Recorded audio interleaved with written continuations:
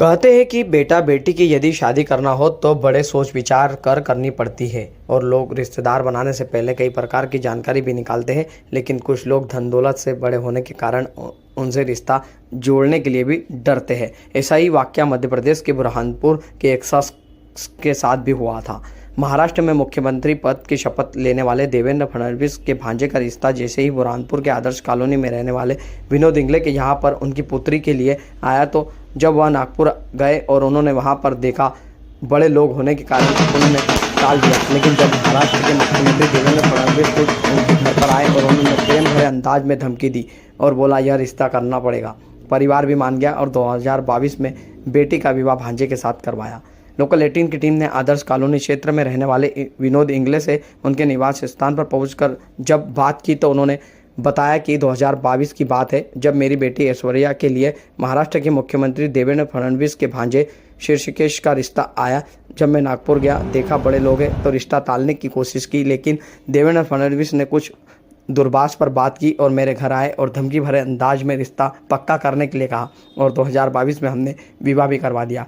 आज जैसे ही हमको मुख्यमंत्री पद के शपथ ग्रहण की सूचना लगी तो मेरे घर पर रिश्तेदार और अन्य लोग भी पहुंचे। उन्होंने मुझे बधाई देना शुरू कर दिया है। मैं देवेंद्र फडणवीस शपथ लेने वाले हैं। पूरा महाराष्ट्र में उत्साह का माहौल है, तो उसकी कुछ मिठाइयाँ और आतिशबाजी बुरहानपुर में हो रही है। बुरहानपुर के आदर्श कॉलोनी क्षेत्र में रहने वाले हम उनके समधी के घर पर मौजूद है। उनसे ही जानते हैं उनका क्या पूरा रिश्ता है और उनको कितनी खुशी हो रही है।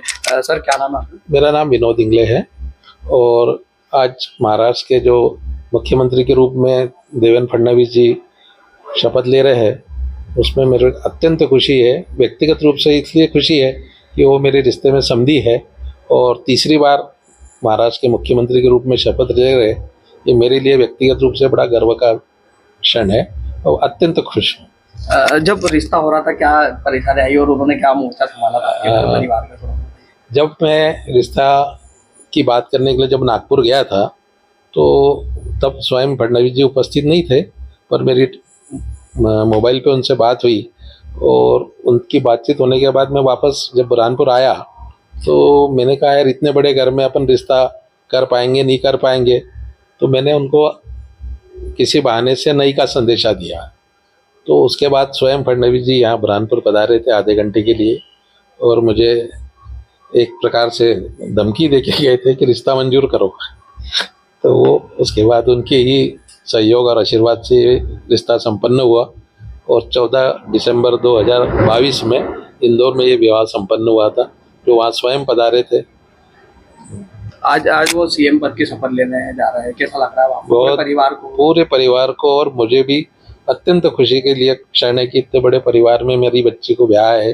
ये मेरी और मेरे शुभचिंतकों की आशीर्वाद और शुभकामनाएं ही है कि आज मैं इतने बड़े परिवार में अपने बच्ची का रिश्ता कर पाया। मिठाइयाँ भी बांट रहे हो? हाँ, आज शाम में 5 बजे सब मेरे अपने प्रेमी लोगों मित्र मंडली के साथ सिंधी बस्ती चौराहे पे शाम 5 बजे आतिशबाजी और मिठाई वितरण का कार्यक्रम करेंगे और खुशियाँ मनाएंगे। हमारे साथ और लोग मौजूद हैं, उनके समर्थक। भाई साहब, किस तरह से आपने भी उनसे मुलाकात की है?